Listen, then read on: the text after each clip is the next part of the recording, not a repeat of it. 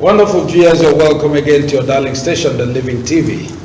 Today is another wonderful day with your edition of Nigeria Today.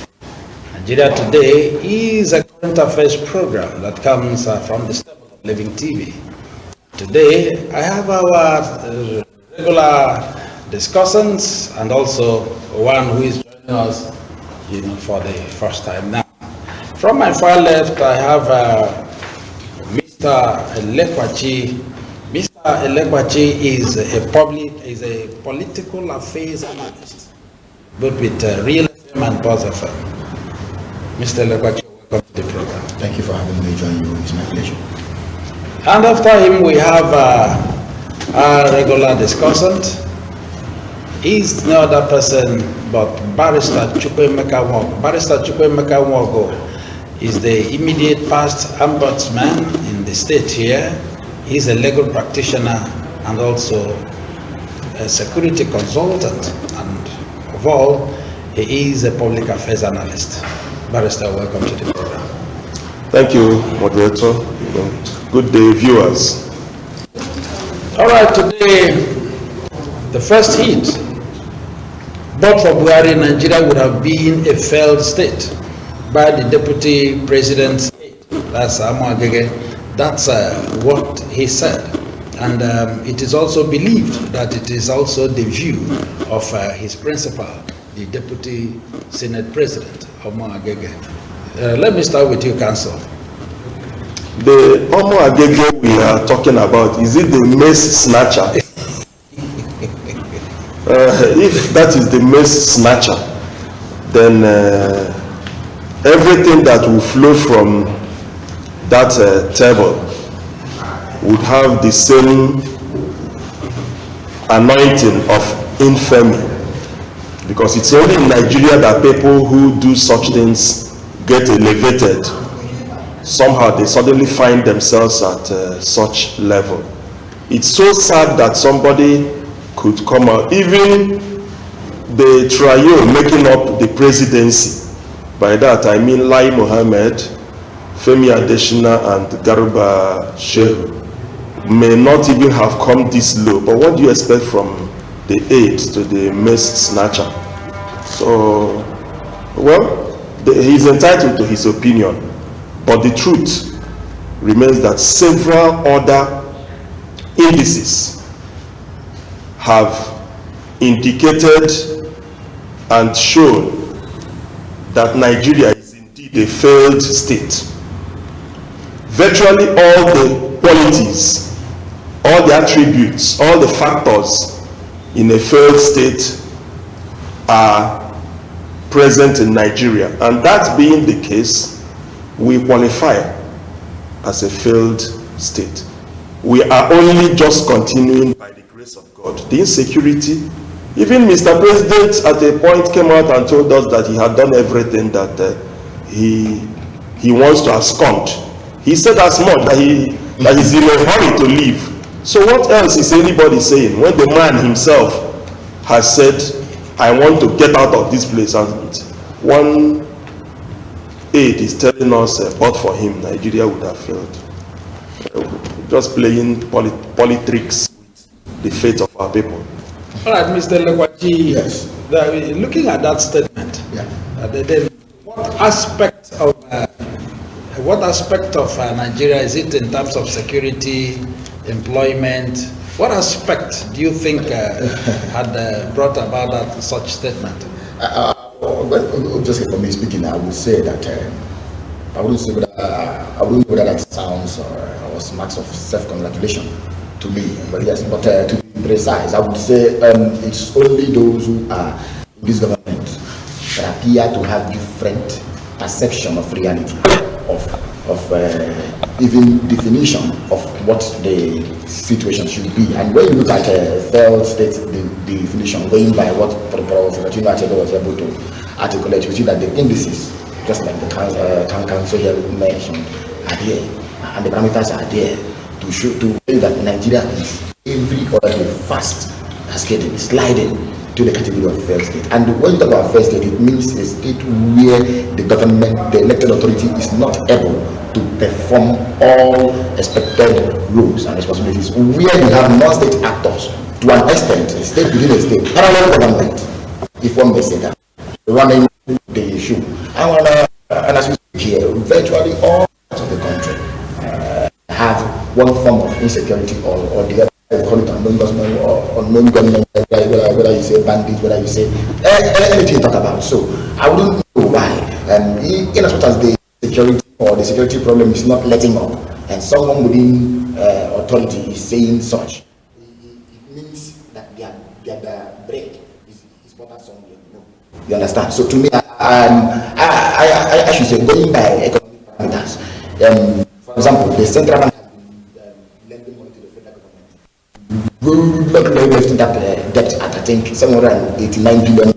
But has actually up to about 20% billion. And then inflation is still soaring, and unemployment is about there's something percent, underemployment also growing, and then we have contraction of household finances. So I wouldn't know. Then again, if you talk about security, you know that there are ungoverned spaces in Nigeria. You understand? So if someone says Nigeria is not a failed state, maybe the person is living in a different Nigeria, or perhaps in an alternate reality. Yes, thank you. All right, Council, I will also want you to join that statement with the President's vow to hand over a peaceful Nigeria, a peaceful and secure Nigeria come 2023. Mr. President has had about 7 years plus to do all his magic and effect anything he wanted to effect in Nigeria. I do not know him to be a magician. So I am at a loss, actually.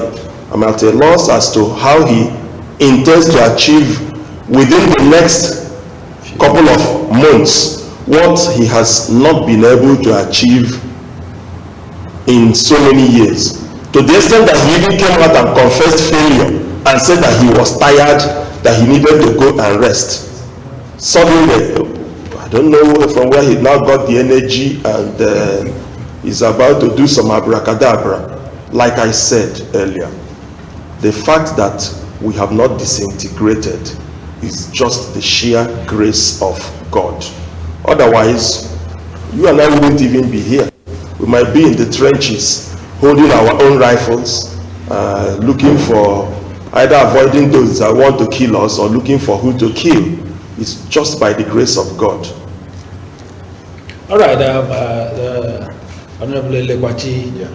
going by the statement of Mr. President, Yes. handing over a secure and a peaceful Nigeria come 2023, do you think he is up to something, magic or miracle that will turn Nigeria around? Well, anyway, Council has already said the president seemed exhausted, and sometimes I begin to ask, has the commander-in-chief lost his command? That's the question I usually ask. Yes, has the commander-in-chief lost his command? I think, yes, we may give him the benefit of the doubt that he can actually do something if he so desires, if he so wishes. But then, something there is one thing, political will to execute this will. Is the commander-in-chief willing to lead from the front or even behind to make sure that the morale is high, and then they are supported the need to, and then we tell ourselves the truth that actually we have been approaching terror with kids' gloves. You understand? This we know about prisoner swap. And we know about the latest release of, I think, the remaining hosted passengers of the bombed train. And we also saw what happened from everywhere, accusations, counter accusations, even from grapevine sources saying that this was also sort of about what trade-off. When the government has said no, but I was wondering what type of military exercise our men embarked upon without casualties, without reported casualties on both sides, whether the inflicted on the side of the enemy or on our troops. Yet these persons were all released only posterity with them. So if the president says they were using plastic or paper bullets, yes, they use that firing from plants. But and one of the ladies even came up saying that the commander of the bandits proposed to we did all such things and niceties and what. But then they took this. What type of Nigeria did President Muhammadu Buhari inherit, and what type is he leaving? And I can tell you that yes, we know there were issues of insecurity, terrorism was happening, but now if you look at it, you see that from the optics, we've had a spiral of this problem. Now have more powerful cells, splinter cells coming from even Boko Haram. We now have Ansaru, we now have this one, that they have become more calcified and more emboldened, you understand, to even begin to administer some portions of our territory and even take taxes from citizens, even farm owners. So I think if the president really wants to get it right, he should begin with how he issues the command. Even are there such commands? Do we even have war policies? You understand? Are we even appreciative of the fact that we are in war? So he has to begin to rethink the security network and begin to tell us the truth. So doing that is when I can tell you that yes, going forward we can have a safer Nigeria than we've been having recently. Not that we'll be having more than he meant. You understand? So it's left for him, but I don't know because here is a man who said he can't even wait to go back to Ghana. Okay.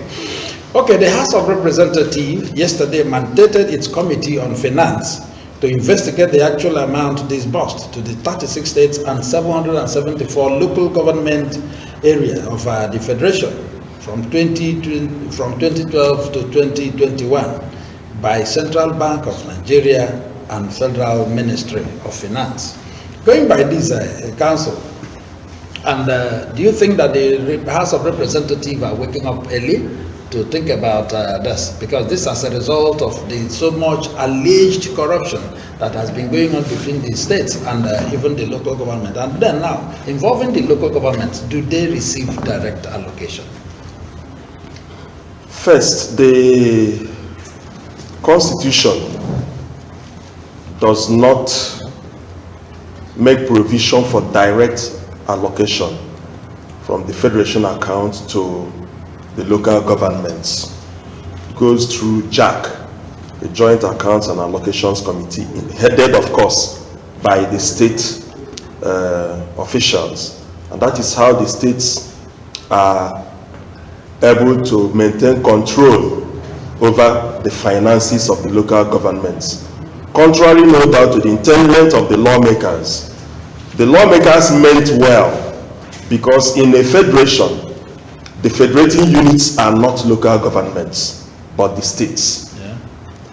And that being the case, for you to properly administer the territories, every territory in Nigeria falls into one local government or the other. And the same also goes for that same territory regarding the state. So for there to be supervised development, that was the essence of letting the state into the JAC, so that they will supervise, they will have supervisory role. However, it is for the JAC to decide on how to move, subject to supervision. But what do we get from the states in reality and on ground? All kinds of things. In all the states, without exception, all kinds of things. To the extent that in almost every state now in Nigeria, their local governments do not run anything. Contrary to the provisions of the constitution, the states have taken over virtually every constitutional role of the local governments. And you will find the local governments ceding that responsibility via some instrument to the state. Faced with such reality on ground that has been known to us for over how many years now of this present democracy, we've run it for about 2 decades plus. 23 years. Yes. And people now want to come up to address it. It is attractive to say better late than never. That's the truth. However, just like the political statement made by the president, I'll hand over a peaceful place and everything, coming close to the elections, it smacks of the usual electioneering antics of politicians. You find that at a time like this, there is, you begin to see magic everywhere. Towards the election, towards the campaign period, you begin to see magic.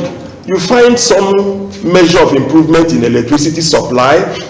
No doubt some measure of, this morning I saw salary payment. Yes, the arrears being paid off and you use it to brag. Even review. Yes, upward review. Where has this money been since? Even the terrorists. This morning there was a clip that trended through a link.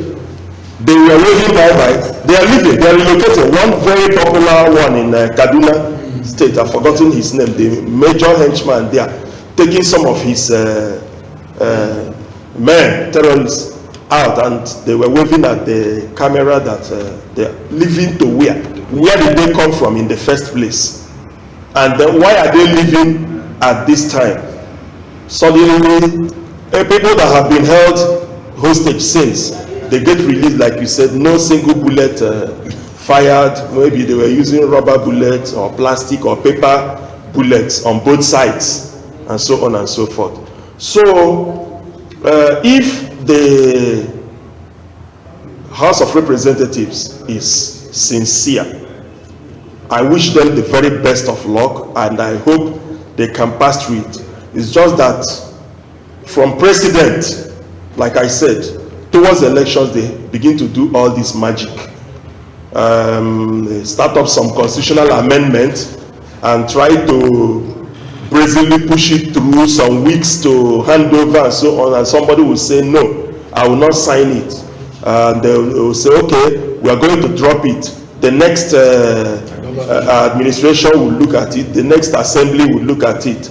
By the time the next assembly comes in, they forget about it until after 4 years. Towards the election, they start up again. So we are used to this drill.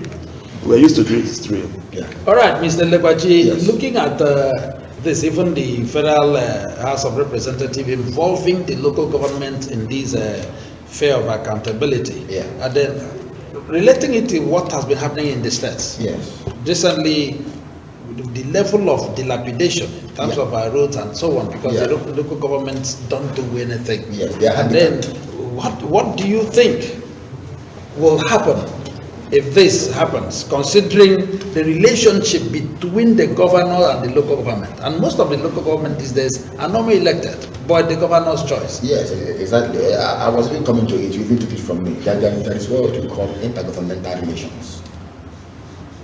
Vertical. How do the 3 tiers of government relate? And it also should reflect in area of finance.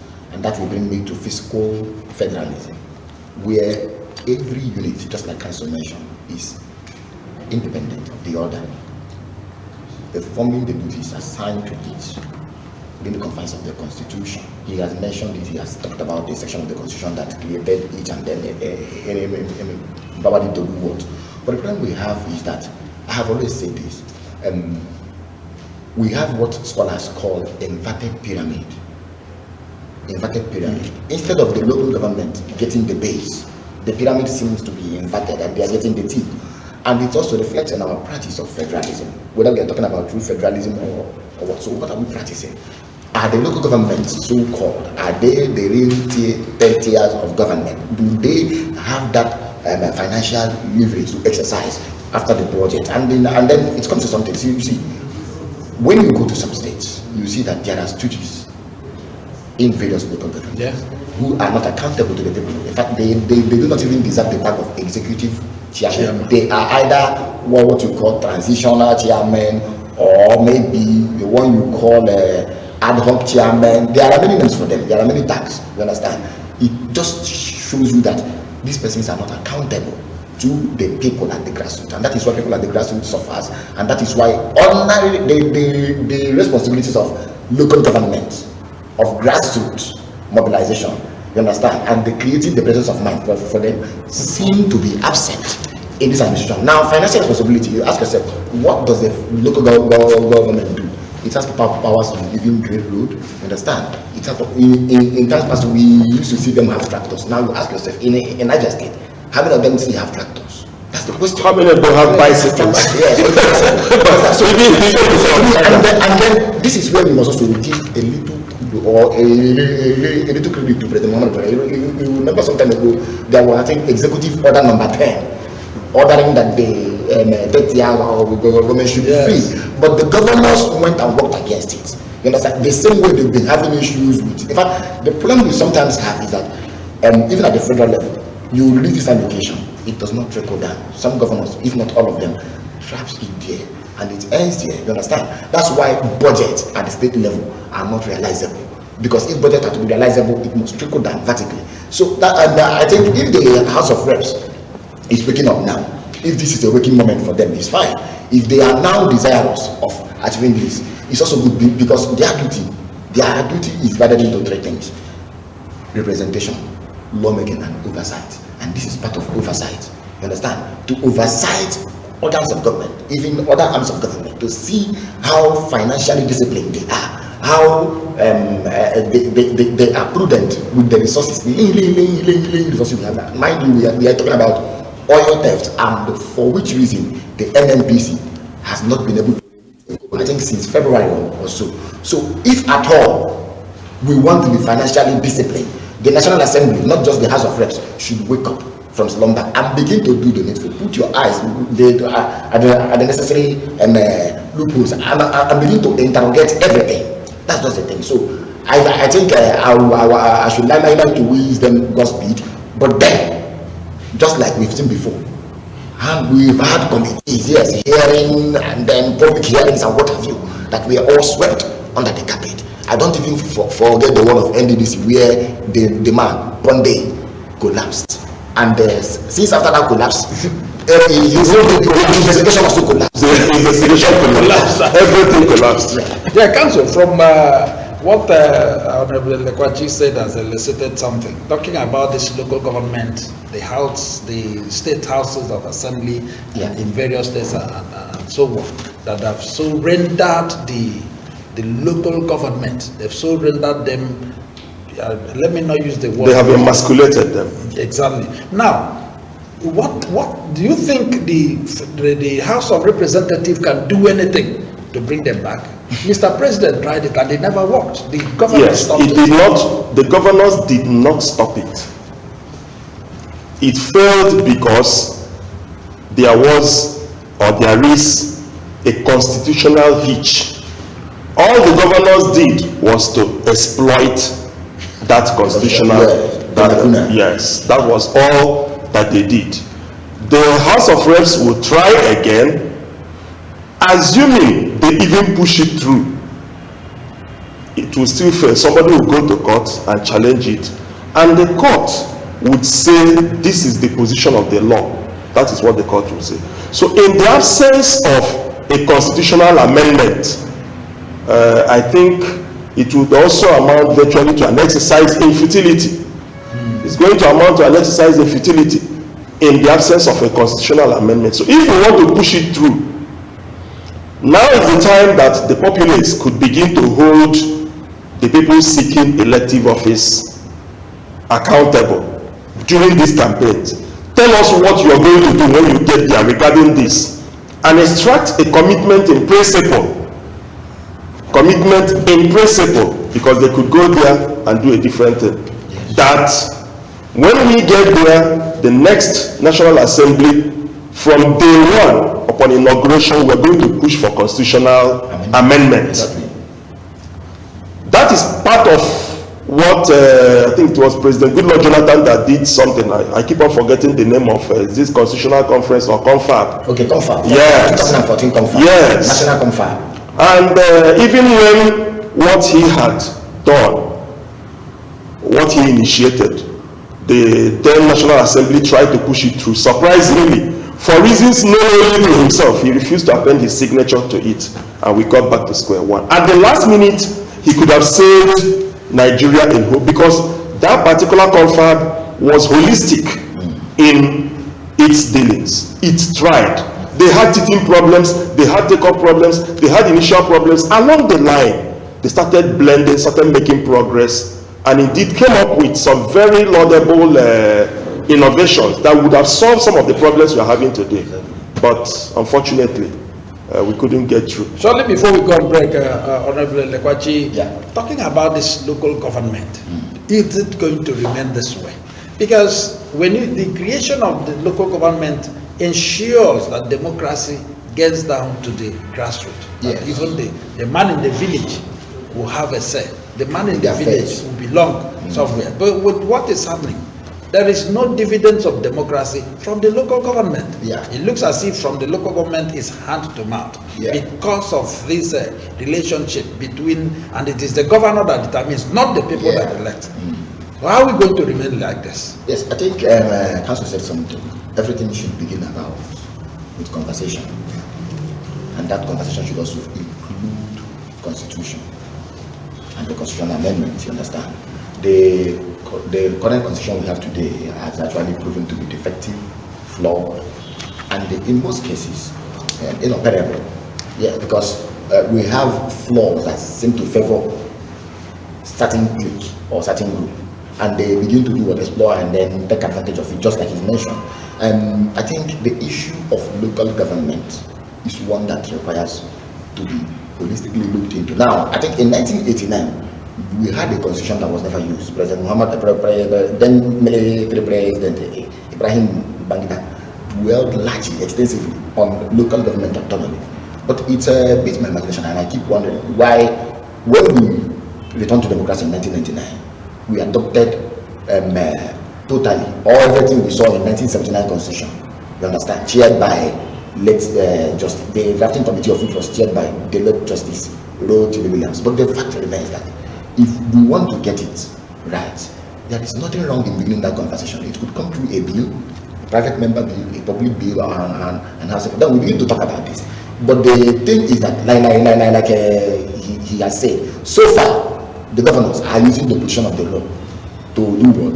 To stifle the voices of dissent. And then, as it may interest you to know, they always succeed at putting puppets, maybe through party platform or what they call structure or mechanism, who are not even living in the local government.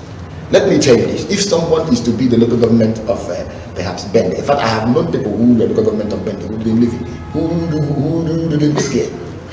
Absentee landlords. Absentee. That's what Atebe calls weekender kings. These are weekender kings who only travel to their places, do the weekend. But your work is to be there and make sure that the messages, that the deliverable, that the goods and the dividends are delivered to the people at the grassroots. But the problem is one: accountability. The law itself, the constitution itself. Are we bold enough to have this conversation that this part of the law must be repealed, and in its place something constructive, something democratic? In fact, I don't think we are ready, because some time ago, I think a president, I don't know whether it was Aida Obasanjo, who was trying to open this negotiation. The governors reminded him that election was fast approaching, and if you do certain things, they will not be in their states. So it's been like that. It's been like some governors are terrorists in Nigeria. Some governors, yes, we know them. You have some of them in the north, some of them in the south. They've proven to be terrorists. terrorists without guns and machetes. They are worse than even the ones. All right, our wonderful viewers, we'll be going on a very short break. When we come back, Nigeria Today continues. Don't go away. Keep watching Living TV.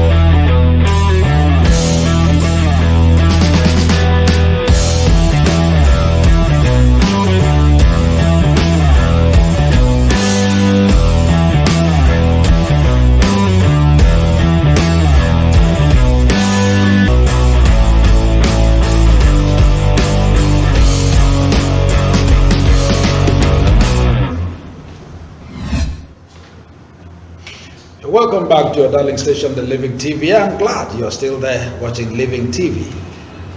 Nigeria Today continues. Right, the budgetary allocation to the presidential air fleet has risen by 121% in 8 years. In 8 years. The Punch can confirm to this, talking about the Punch newspaper. Findings indicate that the president, Major General Muhammadu Buhari, retired, has since 2016 allocated 81.80 billion naira for the presidential air fleet maintenance and foreign trips. 81.80 billion naira. You see, it just reminded me something. I think one of the campaign plans of President Muhammadu Buhari was even to be financially disciplined. And I remember when he granted an interview where he criticized Goodluck Jonathan for maintaining the same fleet. You understand? Where he strongly criticized Goodluck Jonathan for maintaining the same fleet, saying they were needful. In fact, he was even vocal. He used to be a vocal critic of President Omar Musa Yar'Adua, who was traveling abroad with the same fleet for treatment.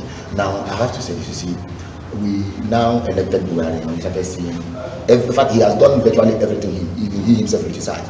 He has stayed longer overseas for medical treatment. In fact, at a point, he stayed over 100 days. At a time, he stayed over 100 days, which no president has done. Now, I want to come, you see, the problem we have is that in Nigeria, cost of governance is high. And that is why in every budgetary allocation, in fact, every budgetary cycle, you begin to hear of personnel costs, statutory transfer, first line charge, and the rest of them. These are money that go to the various government purposes. Now, I have to say this, you see, it may interest you to know that recently, under the same president, when ASU was on strike, we increased duty tour allowance, DTA, of ministers. Before now, a minister earned about 35,000 naira each time he embarks on official duty. Now they are earning 90,000 naira. PAMSECs are now earning from either 25 to 70, and this goes across different ministries. We have about 40 something of them. The same president created, instead of 36 ministries, we have about, I think, 42 ministries, highest. So it tells you that the president, to me, was not simply prepared when he was campaigning. And I have said it before, and I stand to be corrected. I said, during the campaign of 2014-2015, the interest of the incumbent party now, or incumbent government, you must know that politicians don't stay in office in Nigeria, they stay in power. Their interest was just about state capture. And when they got that, when they captured the state, the next thing was what? Sharing appurtenances, or what you call spoils sharing. They share the spoils. And now, it's no longer about us. So the cost of running government has more than quadrupled under this government. It's not just about the presidential fleet. I can go on and tell you many things about. In fact, as we speak today, we have more than 40 ministries. That's number one. Then number two, the amount of money expended on the clinic and the rest of them, where even when you don't have ordinary drugs there, they have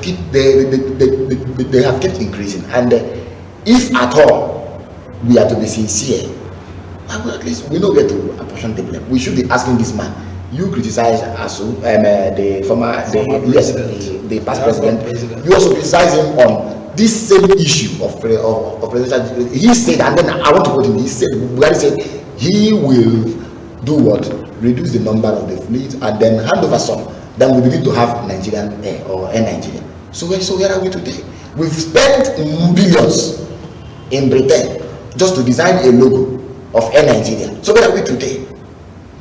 Okay, Council, 81.80 billion naira for the presidential air fleet, not just the maintenance and foreign trips.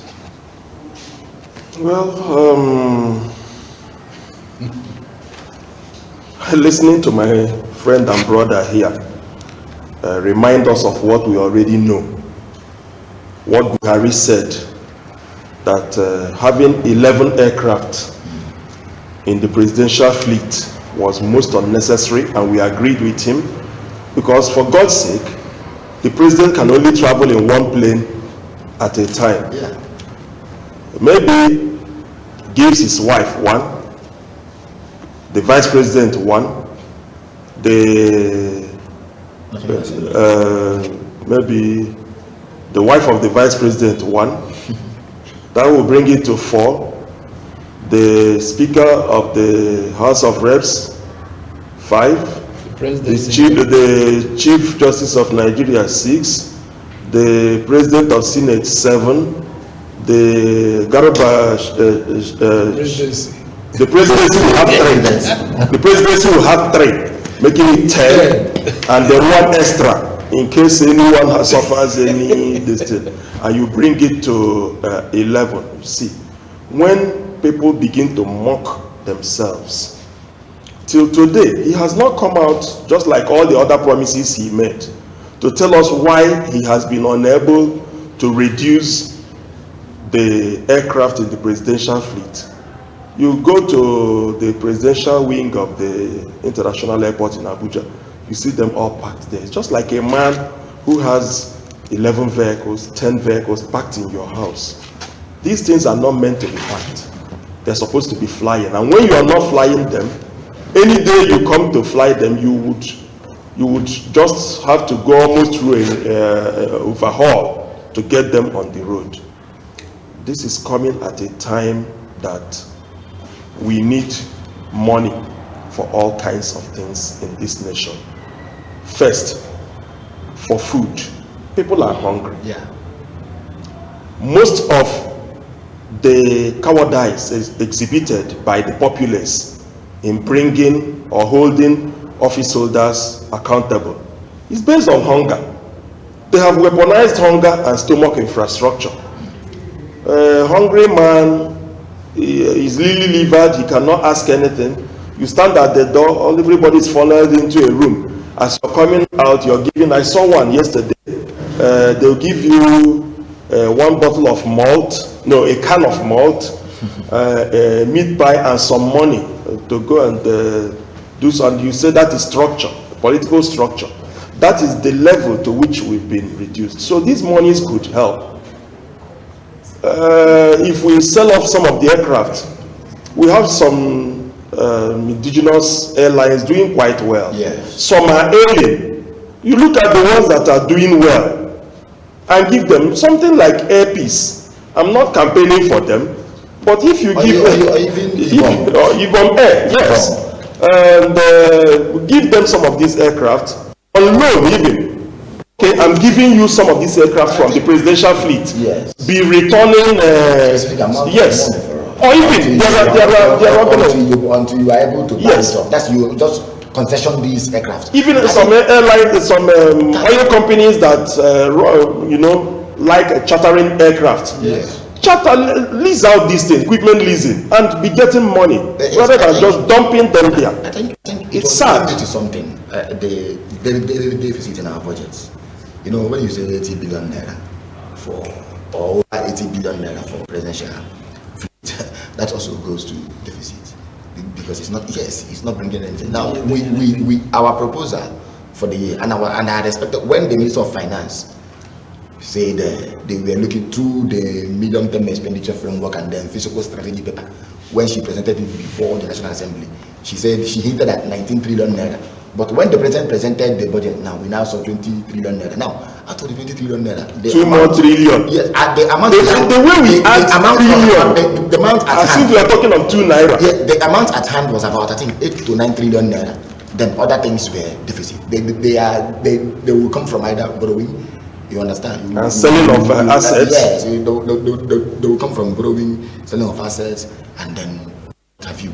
But the question remains: how realizable is that budget? You understand?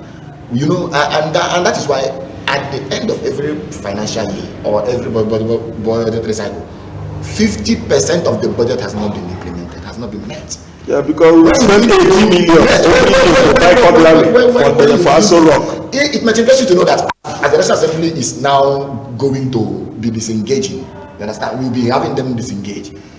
Members will collect what they call hardship allowance. Severance package will come too. And all these things are embedded in the budget. And their vehicles. Transfer. And they will not be revealed to you. The essence of this is that they will not be revealed to you. So these things will come as maybe recurrent expenditure and the rest of them. And now the budget cannot be formed. Now we are using about 5 trillion naira or so to build infrastructure. It means that the government may not be able to deliver these infrastructures complete upon expiration of office.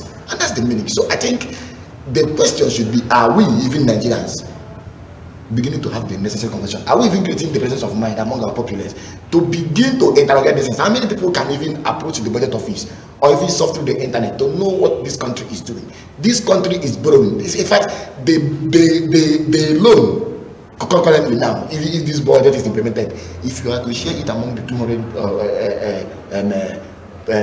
citizens of this country, it's about 48,000 naira each person. 48,000 naira per head. Now, What is the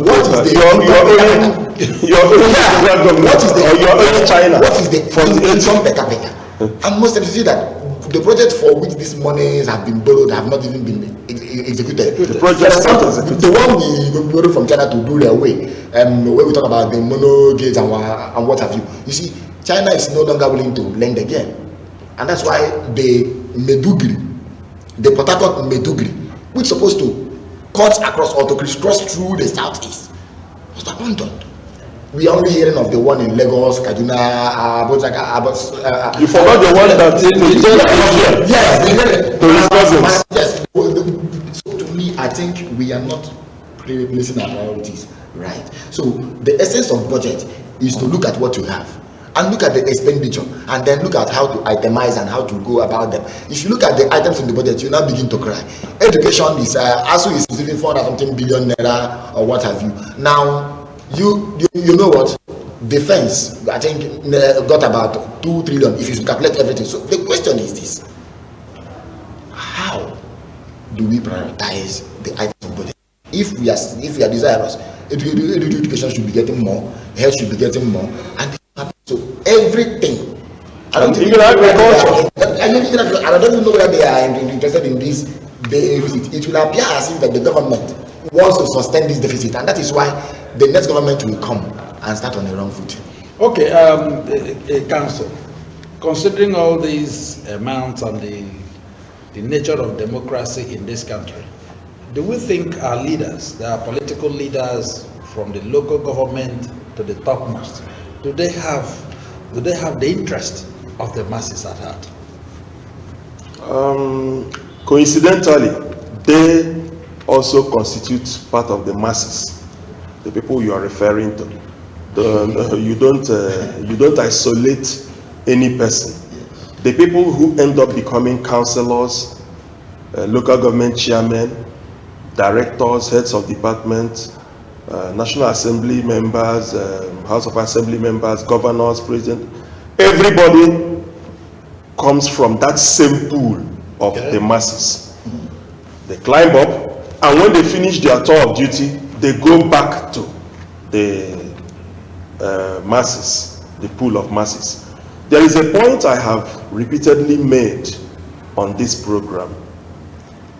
I would blame those currently holding whatever position, but coincidentally, my blame to them may not exceed 20%. At most, if I stretch it so much, maybe 30%.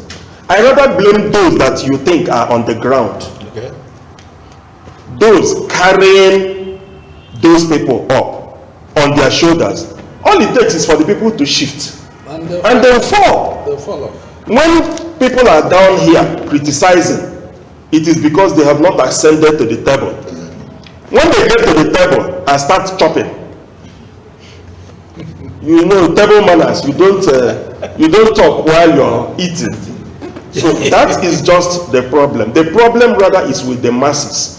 And come to think of it, the police constable, including those ones here, road that passes beside our studio here, that some will hold this plastic pipe, what they call catch-up. They are not real police officers. I stand to be contradicted. They are not real police officers. Those ones that hold the pipe. Some of them are. They just wear apron. Yes, they just wear apron.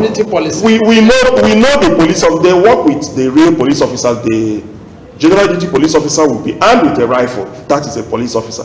The other one will just wear something written police apron. He's catch up. He catches you. He hands you over to the real police officer. If you challenge him, he withdraws. The real police officer now takes over and answers every question. Is it Buhari that is causing that? Is it the governor of the state? Their studio is just here. Their station is just here. Is their DPO not aware of what is happening? Is the area commander not aware? You come to the union, the market, the traders, and all whatnot in the market. People contribute tolls for them to clear the gutters, take care of this polythene that does not disintegrate easily. But the market leadership, after collecting the money, will not do it. Is it the fault of the governor? Is it the fault of Mr. President or those in the National Assembly? It's not their fault. And so on and so forth. So the people, Honorable said something about having the necessary conversation. When you point an accusing finger, one, three others point back at you, while the big one points in an entirely different direction, representing neutral. That is the way it is. So, invariably, the people down here with us, those of us complaining, actually, we might be 3 times as guilty as the people we are complaining against. Again, I tell people that most of the time, the people get the type of leadership they desire or deserve. If you let people there, you are the one that will be going to tell the honorable, I'm not eating, school fee, my house rent. That is not the job. That is not the job schedule of the person. When you place them under this type of burden, they start looking for where to collect the money to service that obligation. Because if they don't, you say he's not performing. Nobody wants to know the type of grammar you are speaking in the National Assembly, even though that is actually what you are supposed to do in terms of representation. But we don't want to know how much did you bring. You are not performing. You have not tarred road. It is not the job of a legislator to tar road, to build road, to build this, to build that. It is not their job. But we have foisted upon them, we the followership, we foisted upon them that duty. When you judge a fish by its ability to climb a tree, it will end up looking like a failure, because that is not its nature. So maybe you will help explain a little, just in 30 seconds. Then when we talk about the constituency allowance for those at the National Assembly, what's that money meant for? Is it their personal? Is it for their personal? Never given to them. Yeah. It's not given to them. I even think it's not given. This constitution. It is not given to them. Cash. Now, I think there is no more provision for that. What they normally do now is to try to attract agencies like the Niger Delta and the rest of them. They try to execute projects in your constituency. You nominate projects, not that you take the money. All right, before we go, the former governor of Enugu State and senator representing Enugu East, Senator Chimaroke Nnamani, has faulted the decision of the PDP to ignore 5 of its governors as they commence the presidential campaign. Who are the governors? Did he say? Yes, they are known now. The of Benue, Enugu State Governor, Abia State Governor, the Southwestern Governor, and then Governor Wike of Rivers State. To ignore them? Yes, that in the politics, National Party, to ignore them.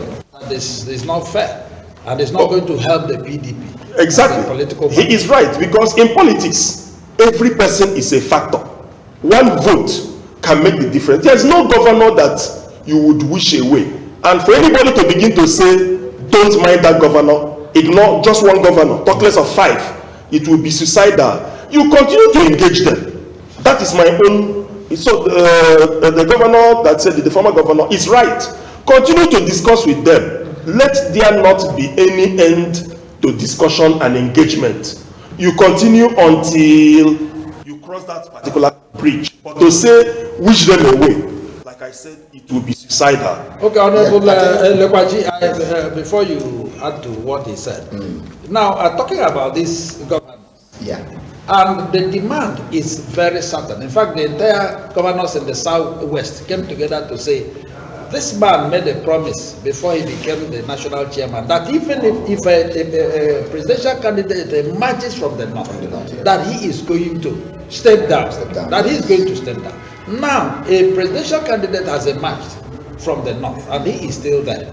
And because of this, are you thinking that that one person as a national chairman, Ayocha Ayu, is greater or more important than these 5 state governors? I think it's what has always played out in the PDP. This thing has always played out and panned out in the PDP. PDP is one party that does not follow its own constitution, or that try to insert to you. And I'll give you a few instances. You see, when Obulafo, the late Obulafo now, was removed from the PDP under Goodluck Jonathan, did they use a Southeastern to replace him? No, they used a Northerner. Was there a law saying that power more rotated in the party? Yes, the party's constitution contemplated rotation and balancing. Yes, and they borrowed it. They borrowed it from the draft of Abacha's 1995 constitution that talked about rotational presidency for the 6 geopolitical zones. That each geopolitical zone we have a vice president, then one president from one, then we have 5 vice presidents, and then it will rotate. Now PDP actually incorporated that in their law. Now see the problem with between Atiku camp and Wike camp, that power was supposed to, based on that agreement, come to the south, and favorably now the southeast, if it should be microzoned. Why? Because in the PDP, the south has had both the president and the vice. In Goodluck Jonathan, the same party has also had Obasanjo as a president. The only southern region in the PDP and in Nigeria that has not tested the presidency. It's Southeast. Now, people like Wike started talking about character and competence. And you don't expect a political juggernaut. Let me use the word of K. Ombadiwe now. A political juggernaut like Atiku. You understand? To stand by and watch you. Atiku said, okay, if you are not zoning it now, if it is about character and competence, I'm also and we also want the trade of dollar and what have you, and even the horse trading and the rest of them that Tambuwal, who has been hitherto Wike's ally,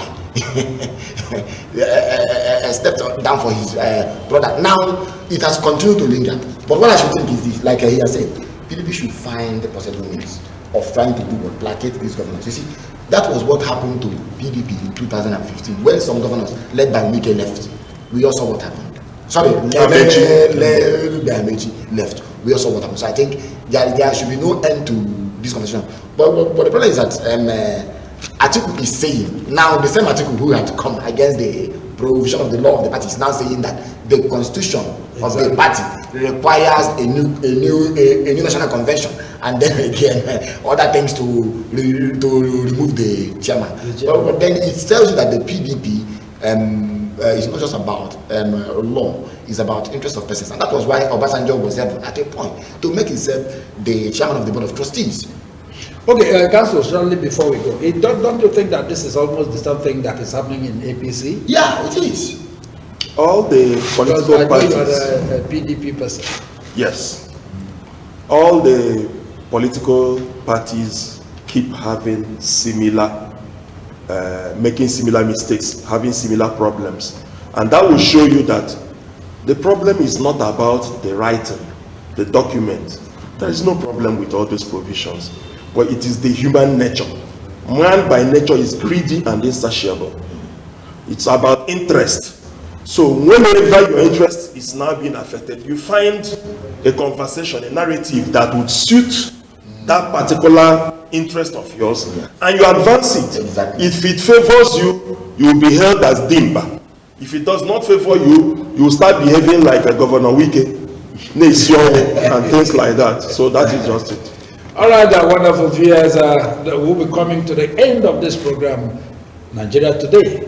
Remember, we'll continue some other time. Keep watching Living TV. And also remember that our issues of the moment will be coming also up on Friday. And don't forget that on Saturday, Living TV Club will also take place. Come to our office at number 1 Georges Street, Ikotekbene Road, adjacent to NEPA, opposite Zema Police Station, to make your inquiries about Living TV Club. I'm sure you'll never regret it.